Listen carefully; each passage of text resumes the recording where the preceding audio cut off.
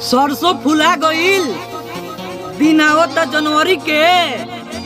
सरसों फुला गईल दिन आवता जनवरी के। नया साल मुबारक हो सारवा के बहिनी के। हम बहनी अकेले फिलहाल कि माल ससुराल गई। प्यार के चक्कर छोड़ दो ढेर दिन ना टिकता। प्यार के चक्कर छोड़ दो ढेर दिन ना टिकता। आ नया साल में प्यार पैसा पर बिकता। अरे सुना आसमान भइल गइल हमार चांद।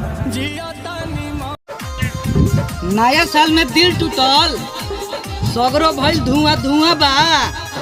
नया साल में दिल टूटल सगरो भइल धुआं धुआं बा। एक करेजा तू हमेशा खुश रहियो भगवान से यह दुआ बा। हमके जखम दिल भारी हो